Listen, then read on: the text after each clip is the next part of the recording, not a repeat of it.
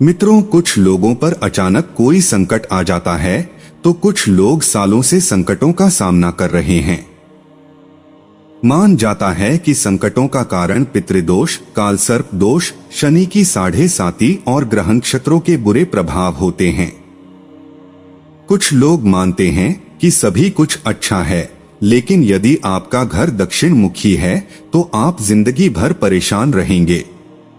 यह भी माना जाता है कि उपरोक्त कारणों के कारण व्यक्ति के घर में गृह कलह, आर्थिक संकट, वैवाहिक संकट और दुख बना रहता है। इसी कारण व्यक्ति को कोर्ट कचहरी या दवाखाने के चक्कर काटते रहना पड़ते हैं या अन्य किसी प्रकार का संकट खड़ा होता है। हालांकि कुछ विद्वान यह भी कहते हैं कि सब कर्मों का लेखा जोखा है, अर्थात कर्म सुधार लो तो सब कुछ सुधरने लगता है। अब हम आपके कर्म तो सुधार नहीं सकते, लेकिन यहाँ लाल किताब के अनुसार कुछ सावधानी और उपाय जरूर बता सकते हैं।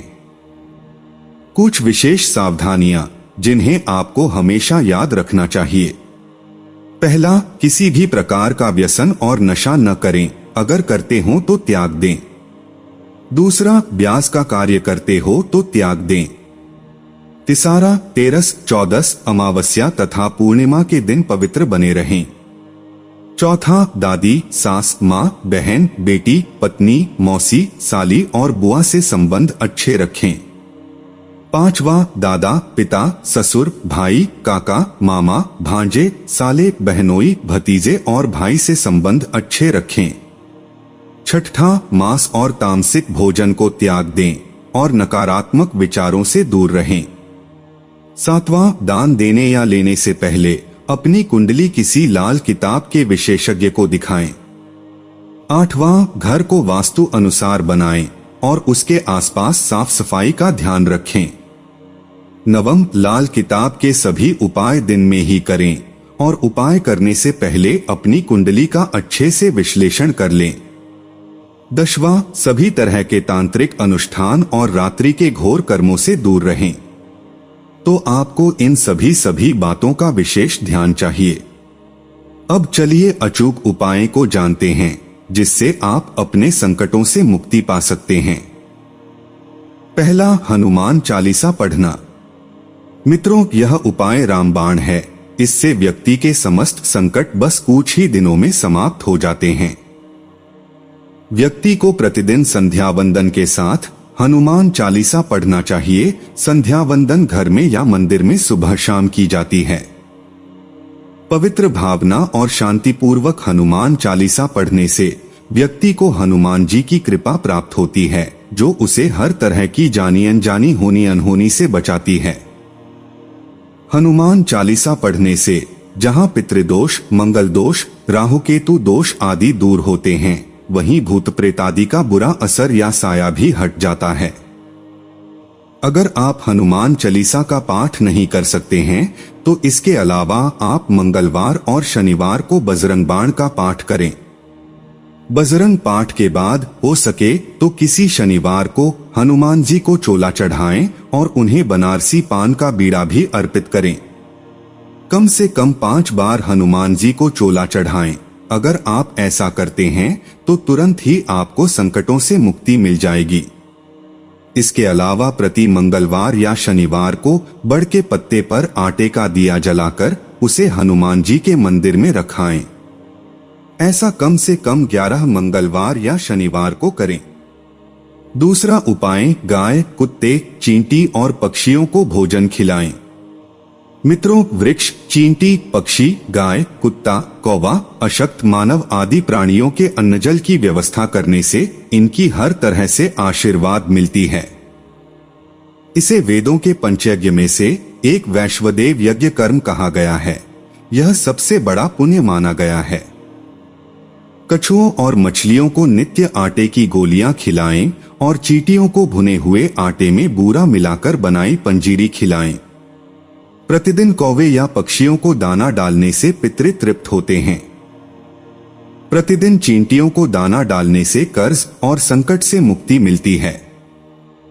प्रतिदिन कुत्ते को रोटी खिलाने से आकस्मिक संकट दूर रहते हैं। प्रतिदिन गाय को रोटी खिलाने से आर्थिक संकट दूर होता है। तीसरा उपाय, छाया दान करें।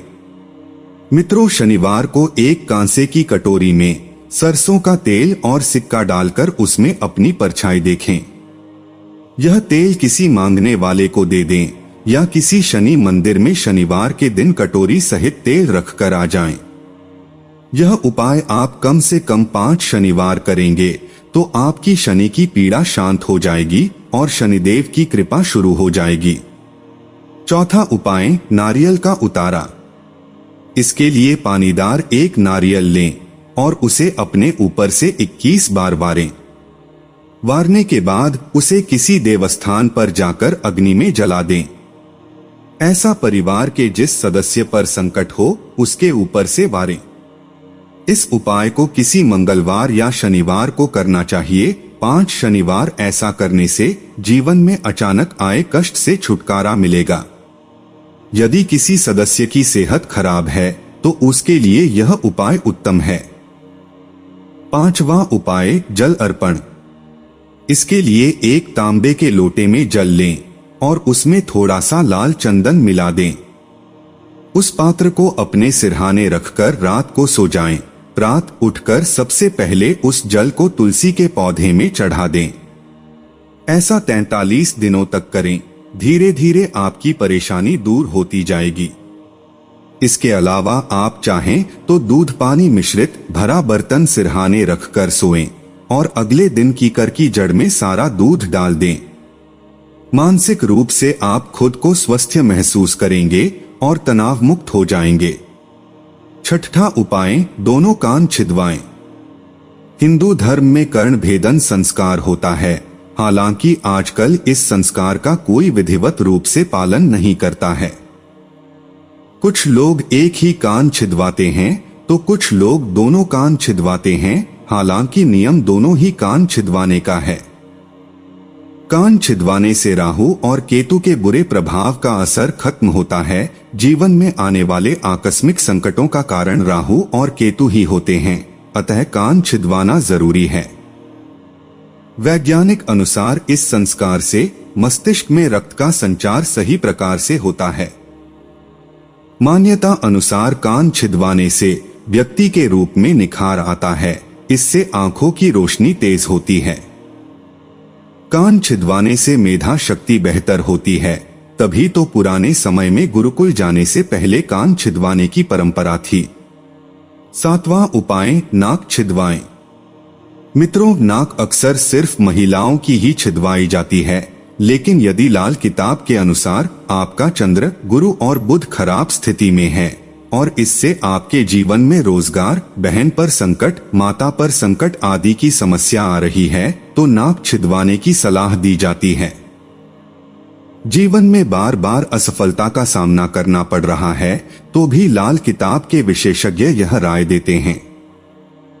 पुरुषों को भी एक बार नाक छिदवाकर उसे 43 दिन तक चांदी का तार डालकर रखना चाहिए। इससे समस्या में राहत मिलती है।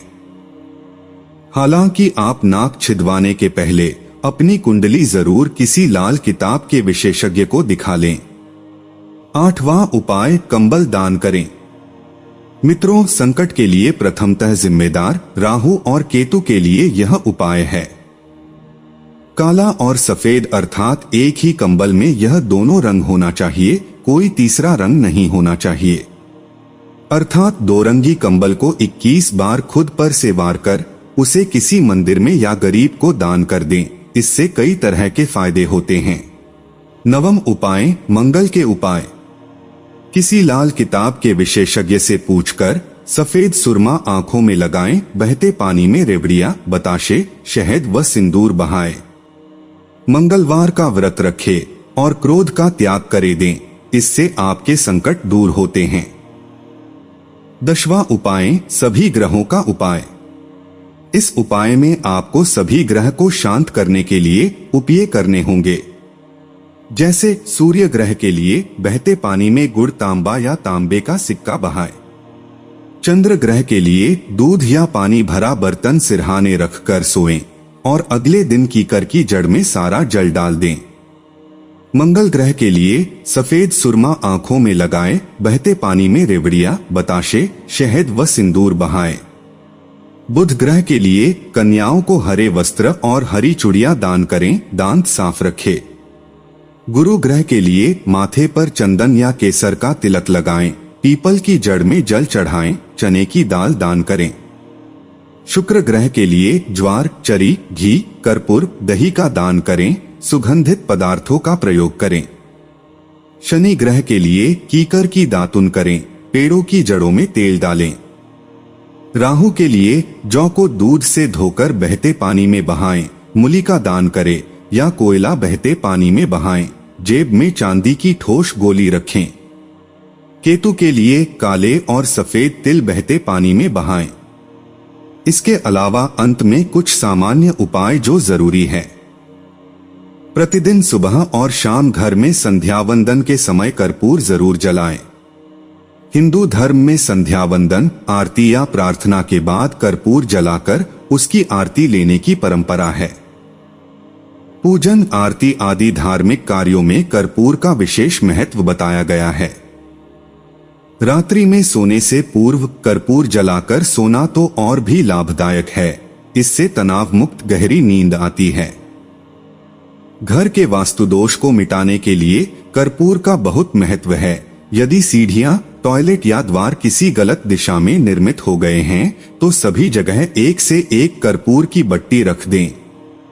वहां रखा कर्पूर चमत्कारिक रूप से वास्तु दोष को दूर कर देगा। यदि आप संकटों से जूझ रहे हैं, बार बार एक के बाद एक कोई न कोई संकट से आप घिर जाते हैं, तो किसी की शव यात्रा में श्मशान से लौटते वक्त कुछ सिक्के पीछे फेंकते हुए आ जाएं। अगर किसी मानसिक कलह, तनाव या परेशानी से जूझ रहे हैं तो शुक्रवार के दिन मां कालिका के मंदिर में जाकर उनसे अपने द्वारा किए गए सभी जाने अनजाने पापों की क्षमा मांग लें और फिर कभी कोई बुरा कार्य नहीं करने का वादा कर लें। ध्यान रहे, वादा निभा सकते हो तो ही करें, अन्यथा आप मुसीबत में पड़ सकते हैं। यदि आपने ऐसा 5 शुक्रवार को कर लिया तो तुरंत ही आपके संकट दूर हो जाएंगे। 11 या 21 शुक्रवार कालिका के मंदिर जाएं और क्षमा मांगते हुए अपनी क्षमता अनुसार नारियल, हार, फूल चढ़ाकर प्रसाद बांटें।